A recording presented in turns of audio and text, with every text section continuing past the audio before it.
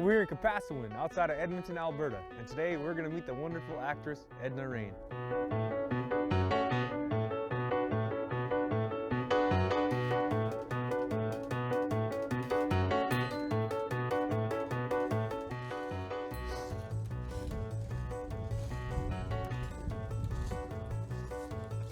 Hello. Oh, hi. I'm Martin. I'm Edna. Nice to meet you. So, Got some dry meat, huh? oh yeah, well, it's starting to, like, we just put it out this morning. Oh, that looks good. Yeah. When's it gonna be ready? A couple days, about 3 days if it's warm and the sun is hot. But on a day like this, you have to cover up the whole thing and make a top. Not too much smoking, but a little bit more heat. So a certain kind of wood we use to smoke meat. What kind of wood is that? That's willow wood and white poplar. We're supposed to use black poplar, but we couldn't get the saw going, so. You know that when you get an animal, you don't waste nothing. You know that, eh? I remember my aunties used to even cook the hoofs. They used to clean it, burn it, and take the nail off, and they look like pig feet. And they used to cook it for us.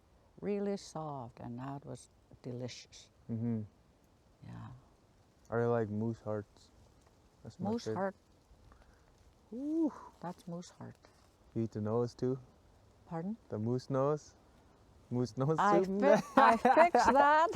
I fixed that about a week ago, and I put it in my deep freeze. It's all done, burned, and ready to go. Ooh. I love moose nose. We always call it the delicacy of the moose. You know. Moose heart, the moose nose is my favorite, I think. You eat the brains too? The brains, no. No? We use the brain for that. For the skin? Yeah. so That's dry and done, you have to put the moose brain on there. And I got it in my deep freeze at home. How's that? You put it on there. Nowadays, a lot of people use chemicals, but that's the old school way, yeah? Yeah. Traditional way.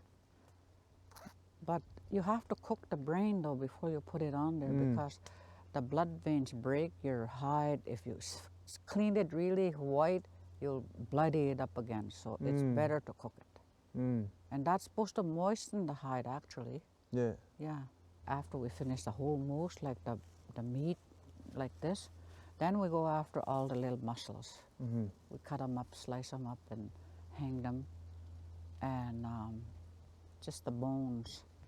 I know they used to eat the marrow many years ago, but I don't eat the marrow anymore. I used to love it actually. I used to crack it, cook it a little bit and crack it in half, run and get a willow stick and clean it and poke that little hole in there and I'd be eating it with bannock. That was really good. I like sawing those bones and then cooking that marrow out in a crock pot. Yeah. With the meat, makes it real oily. Oh, Caribou, I eat the marrow out of caribou. I have never ate a caribou, I don't think. Really? No. Ooh, that's good. Yeah. You eat the brains out of those ones. Oh. Yeah, it's good. I know, we used to eat brains out of rabbit. That was really good. We used to fight over the head when we were kids. We wanted to. Yeah. Where you caught your fish at? Not around here anyway. Buck Lake, I think. It's good. Or there's a lake that's clean because you can't fish around here. You know, all the lakes are polluted now, so they have to go further up. I don't know what we're headed for, but while I have a chance, I'm still doing these things anyway. Can you tell me a little bit about your moose hide over there? Oh yeah, you want to see the defleshing part of it? It's very, very hard. Have you ever done a hide? No, No? I've helped with them before, but I've never done one by myself. But when you helped, it was pretty difficult, wasn't it? Yeah. Hard. My mom does hides. Yeah. Yeah, she does seal hides and A lot of moose people hides. still do hides. This is the bone from the animal. See it? It's from an elk though. I could use moose bone too, but a lot of people do. But I prefer an elk bone because it's thinner, more sharper. But as sharp as I say, it's not gonna start, it's not gonna just come down real fast. It's gonna Okay, so I started this morning. You have to take all the flesh off, because if you don't, your hide's gonna be black when it's dry. So in order for you to get a nice, clean, white hide, you have to dig that tissue off. Know what I mean? Mm-hmm. I used to do one of these in one day when I was younger. So after this side, you gotta turn it over and do the other side? Yeah, I gotta lift it up, let it dry. It dries pretty quick. See how I had to pour a little bit water on it because it was already starting to dry out. You can touch it. Yeah, already drying out. Yeah. It's hard to deflesh this part all the way up to the neck down here because that's the toughest part of the skin. See what I mean? This is hard to do. You can even hear it. Mm-hmm. And because it's the back part. And then once you get up here, look, see how easy that'll be? Mm-hmm. It comes down faster. Not this one though. When you take the whole fur off, you have to be careful how you scrape your hide because you have to use force, just like I'm doing this one. I'm using force from this arm. When you're taking the fur off, you have to put your full force to scrape that hide. And if you go straight, you go straight all the time. No matter where you are, you try to use it straight. Once your blade goes like that, you're gonna rip your hide. And after that, you'll have a holy hide. Yeah, that's what I do. So what you're gonna make out of these ones? We usually make moccasins. Some people make jackets. Mm-hmm. Moose That's hide what, jackets. up in Alaska we have vests. Yeah, vests too. Put a beadwork on there. Beadwork, Woo. yeah. Yes. My mom made me moccasins out of moose hide. I like to smell them because when you smoke that, when you You smell know what them. I call that? Uh, Indian perfume. yeah. The smoke. The smoke hide, you know, smells so beautiful though. Yeah, it's the best. Yeah, and once it gets dry, you can't get it as moist as it is now. You can't. No matter how much water you pour on there and whatever you do, it still keeps drying up. Then as you do it, it's gonna get saggy, right? Because it's gonna stretch. You gotta keep tightening your ropes. I learned this on my own just by watching my aunties and my kokums and my mother do hides when I was just a little girl, working hard and the kids all helped though. They all pitched in. They go get wood for their kokums and they make fire for them and they keep the smoke going for their... Get coffee for everybody. Yes, go boil some tea. I just love the bush life. I love this. It's so peaceful, so serene. I spend most of my life in bush life, growing up in teepees. And I'm ingrained in that. I can never forget that, never. I always want to come up here and do something like this. It keeps me really motivated, and I can remember back the old things that I used to see my mom do, and I miss all the old people. They did the best things. It's your teepee. Yeah. You grew up in a teepee. Right up until I was 9 years old. This is not just my show teepee, it's a part of my life that I grew up in. It's my home. Usually the head of the household usually takes the right side of the teepee. That, I don't know, but that's the way it's been ever since I was a little girl. I used to see my mother has to have her little stuff on that side, and us kids the other side, and some on the back of the teepee. And she cooks in there. She bakes bannock in there, like with the sparks. Later on in the years, they had little log cabins, and teepees were not very much into play after that. But still, when they were going out bush hunting off the reserve, they had to travel by wagons, and they'd have to take their teepee along there and stay out there for a couple of months to hunt and to dry meat and to bring meat home for the winter. Stayed there all summer. It's a beautiful place to live. If ever slept in a teepee? Oh yeah. Yeah. Don't you like that? Yeah, I like it. You still use your teepee all summer long on a powwow trail? Oh yes. People tell me, "Oh Mom, I think it's time you you should stop sleeping in your teepee now. I said, why? Because you get cold. I said, you guys can get cold. I don't get cold. But this year I went a little further than Alberta this year. I went to Kamloops powwow. In BC? Yes. That's a lot of people go to that one, huh? Oh my goodness, talk about the dancers. The whole arbor was just packed. It's like People dancing. It's like dancing on a golf course, huh? Yeah. And it's so huge. Yeah. Yeah. Bright lights. Bright lights and I just loved it. But you know what? The heat got to me. 100 degrees, 30, Oh 40, my. 42 degrees. You know what I was doing up there? Because I'm not used to being hot. When I went to Kamloops, I'm gonna smother, like it's so hot. So I went to the creek, to the river or whatever they call it, a river. I went up there with my grandchildren and they were dipping in there because they were hot. And I did too. And I got dizzy because when a motorboat goes by, all those waves that come towards people, like towards the shore, I got dizzy and I was getting scared. At first, I was just gonna dip up to here. That's all I'm gonna go. I'm not going any further. So this wave come along and made me dizzy. I just fell right in the water. You know how you get scared to dip when you first go in? Yeah. You're trying a little bit at a time. No way, I just fell right in there. And I sat there, I didn't get out. I just got up and I sat there because it was cold. The water was cold there? The water was cold. I have fun with my grandchildren like that. If you guys have time to take my picture in my traditional regalia, you'll see what I wear when I dance.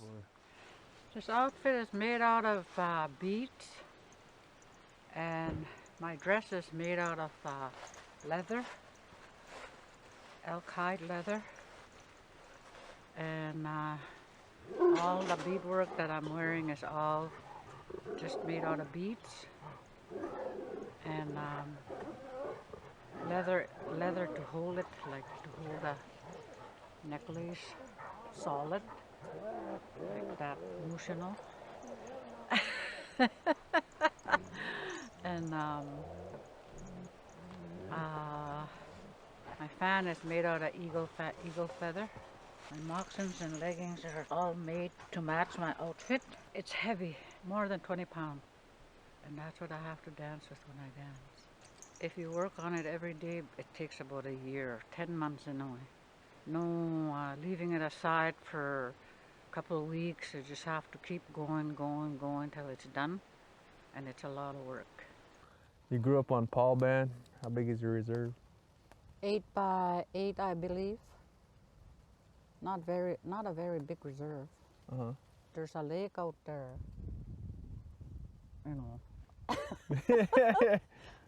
there's a lake out there called Wabamun, and we grew up around the lake area because that's where all the food that we need was: fish, duck eggs, ducks, muskrats, beaver, everything that we need to eat.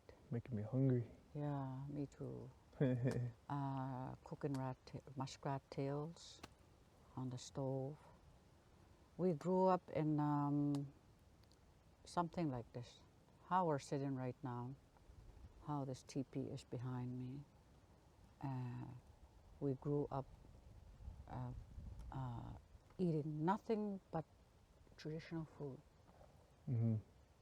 We traveled for about 2-3 days before we can get to the hunting area where the men were supposed to hunt. And then we'd stay there, and ladies would dry the meat and to preserve it, keep it for the winter.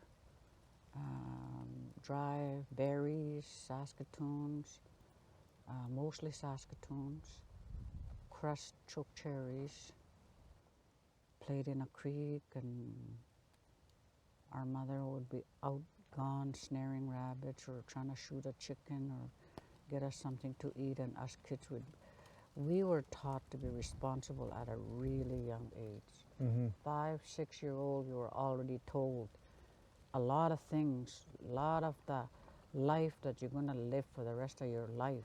They taught us responsibility, hauling wood, baking bannock, and it was only a big one-room cabin and an upstairs, but we all lived downstairs, especially in the winter. It's too cold. Wooden fire stove, no propane, no nothing. I started school when I was 9-year-old. Was it like a residential school or anything like that? No, No? we had to walk to school every day. Uh-huh. Walk to school or ride horses when it's like this. We'd ride horses in a fall time like this. In the winter, we had to walk. Uh-huh. So did you guys ever come to the city much? No, we didn't know what the city was then. Even though it was right there, Edmonton? Yeah, we didn't know. We didn't know the city at all. We were just little country kids. We didn't know anything outside of our reservation. Mm-hmm. The only thing we knew was a little village called, it's still there, it's the hamlet of Duffield, and there's a hall called Duffield Hall up there, and we must have been about 12, 13-year-old. A guy used to come and show movies there, mostly Western movies, and oh, I just loved that. I used to picture myself in those movies when I watched it. So now you're in the movies? Now, when I was growing up, I said, I'm going to be a movie star. I'm going to be a nurse. I had several goals in my mind. I'm going to be a movie star. I'm going to be a nurse. Or I'm going to be, mostly it was movies in my head. But I never ever thought I'd ever get there. Never. And how did that happen? Well, first of all, how that happened was my son, the younger one, the one that shot a moose. I don't know when he's ever going to get here, but he started us off. One day he got an agent in Edmonton. That was after we moved to Edmonton. So one day he was really excited. He comes home and said, you know what? I'm going to go and make a movie someplace. I'm going to go make a movie with Graham Greene. And that was a long time ago. That, you know, like when I started, it was 94. When I started to do that. Before that, he was doing it. You started acting in 1994? I started acting in 1994. So I said, oh, what did you do to get that? Oh, go see my agent and he'll set you up for something. You have to take a course and everything. So I went to see this agent, and he did put me through a course I had to take for acting. Taught me that what I had to do and what I didn't have to. You know, he taught us how to block out that fourth wall. That's the crowd. That's one of the things he taught us. You can't concentrate on the crowd when you're doing something, otherwise you're going to get distracted. My agent made me audition for certain movies, which I got into. That's what got me into doing Dream Keepers, and you know, Don't Call Me Tonto, and other movies that I can't remember. I haven't even seen them myself, but I did a lot, and a lot of commercials. Mm-hmm. And then I got into Ginger Snap, which is the horror movie, and I got into Hank Williams First Nation with late Gordon Tutusis.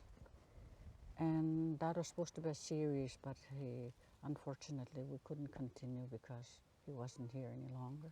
The hospitality that I get when I go to movies, comparing to all the cold and suffering and hunger sometimes when I was young, a little girl, it made a great big difference.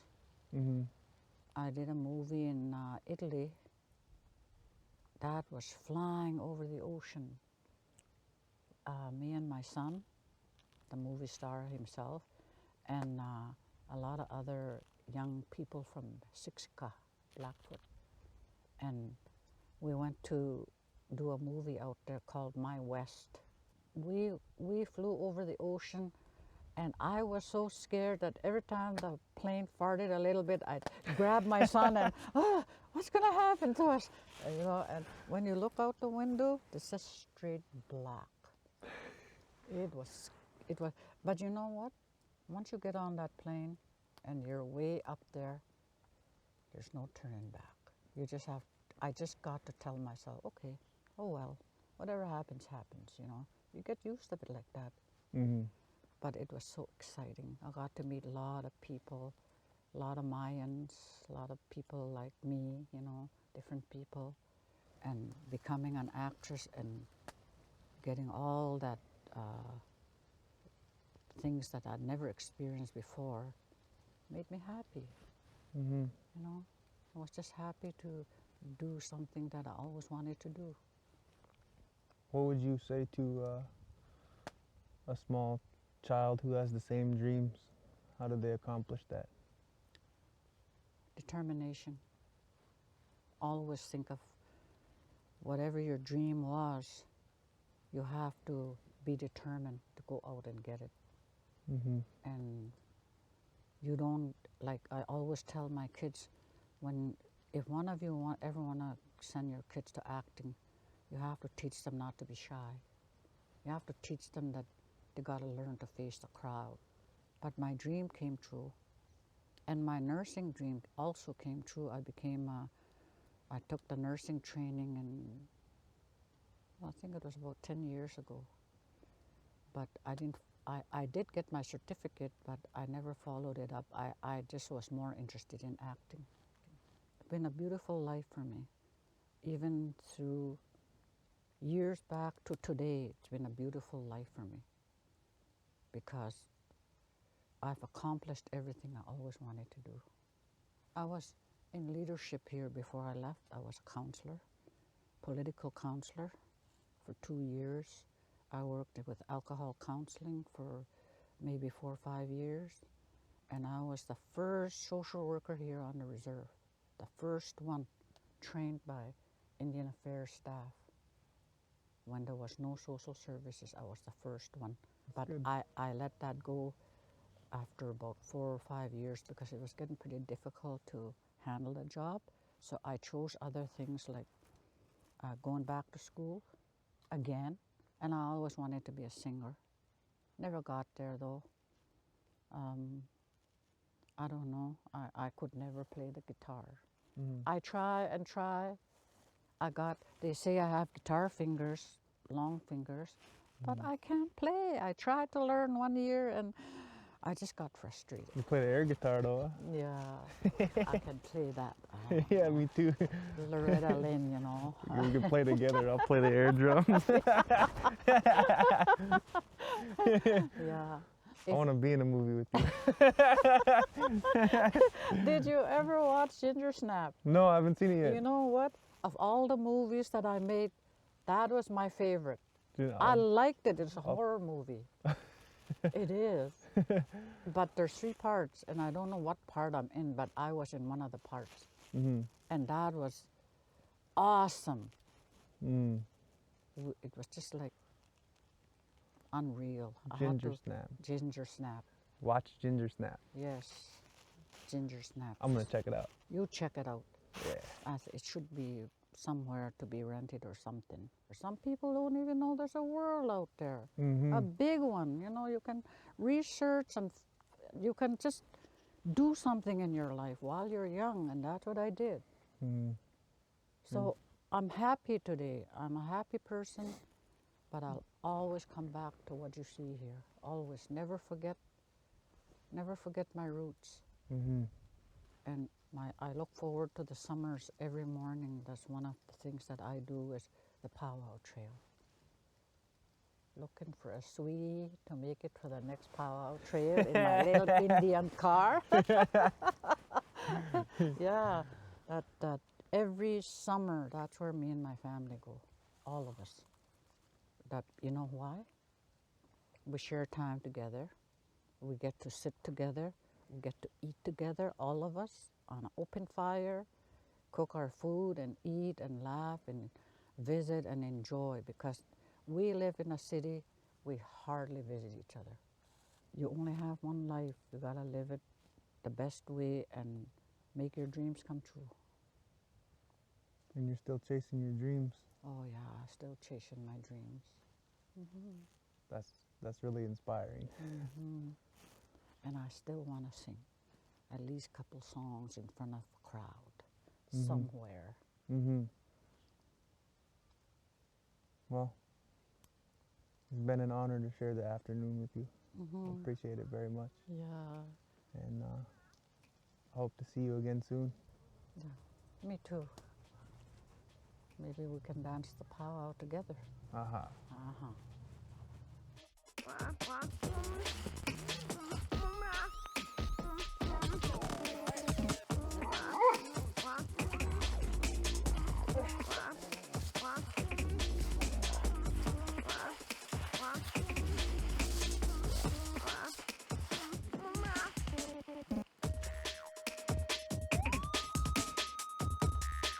We are here at the 22nd Thunder and Lightning Powwow, presented by the Morongo Band of Mission Indians.